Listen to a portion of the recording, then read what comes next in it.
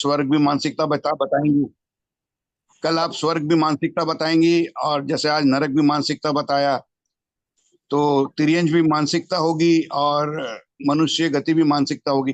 तो ये net result कौन डिसाइड करेगा?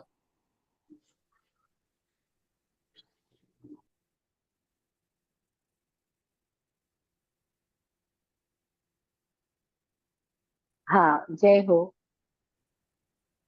आप पूछ रहे कि नरक मानसिकता आप बता रहे हैं, कल आप देवलोक भी मानसिकता बताएंगे, तिर्यंच और मनुष्य को भी आप मानसिकता बता देंगे, तो नेक्स्ट रिजल्ट कौन डिसाइड करेगा? आपका क्वेश्चन क्लियर नहीं है, आप क्या पूछना चाह रहे हैं मतलब? जी, कि ये अल्टीमेटली जिंदगी के बाद क्या, कौन सी गति होगी, ये कौन डिसाइड करेगा? नेट देखिए, अपने तो हमेशा कभी नरक में रहते हैं, कभी स्वर्ग में रहते हैं, अपनी मानसिकता तो बदलती रहती है, कभी अच्छे होते हैं, कभी बुरे होते हैं।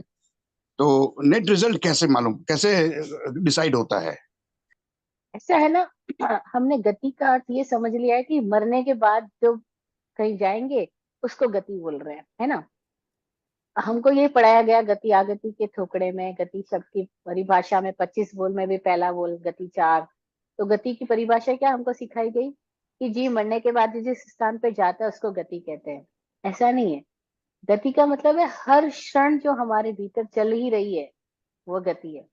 हर क्षण ही हम मोशन में है, हर क्षण ही हम नरक में है, तिरंज में है, मनुष्य में, देव में है। क्षण क्षण हमारी गति बदल ही रही है। हम 24 घंटों में न जाने कितनी बार नरक में होते हैं, न जाने कितनी बार देव रूप होते हैं, न जाने कितनी बार मनुष्य रूप होते हैं, न जाने कितनी बार तिरंज रूप होते हैं। हम थोड़ा जागरूक होके देखें तो ऐसा नहीं कि गति मरने के बाद की बात है, गति तो हर क्षण है। और ये परिवर्तन मनुष्यों में बहुत जागरूकता से समझा जा सकता है। देवों में भी परिवर्तन है लेकिन कम है, नरकी में भी है लेकिन कम है।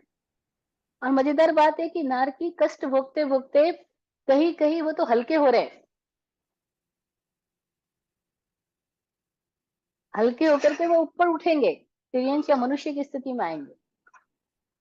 और क्या पता हम मनुष्य अपने भीतर में मानसिकता में कष्ट पैदा करते करते नरक में जा रहे हैं, और कोई और निर्णायक नहीं होगा हम मर के कहाँ जाते हैं। ये सिंपल सी बात है कि हमारे भीतर कौन सा अकाउंट हैवी हो गया है। चार अकाउंट अगर खुले हैं और चार अकाउंट में हमारी एंट्री हो रही है एवरी मोमेंट, तो हमारा जो अकाउंट अंदर हैवी होता जाएगा, हमारी वो स्थिति बाहर डेवलप होती जाएगी। तो कोई और निर्णायक नहीं है, हम ही है निर्णायक। हम अपने आप को देखते जाए तो हमें पता लगता है।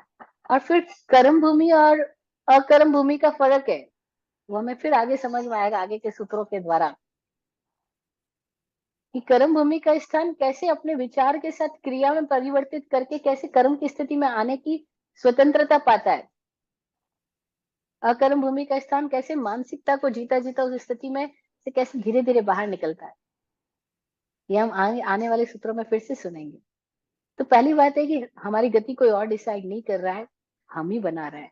और हमारे भीतर जो स्थिति हैवी होती जाएगी, जो वाला रंग हमारा गहरा होता जाएगा, बस उस रंग वाली स्थान की तरफ ऑटोमेटिकली जी पहुंच जाएगा। काला काले की तरफ खींचेगा, नीला नीले की तरफ खींचेगा, हाँ, तो वही कबूतरी नेट, रंग कबूतरी रंग की तरफ मतलब खींचेगा। नेट वैल्यू, हम्म। मतलब जो नेट वैल्यू, नेट पॉजिटिविटी या नेट नेगेटिविटी डिसाइड करेगी कि हम अगली गति कौन सा ग्रहण करेंगे, यही तो। हाँ, जी जी। धन्यवाद, धन्यवाद। धन्यवाद। जय हो।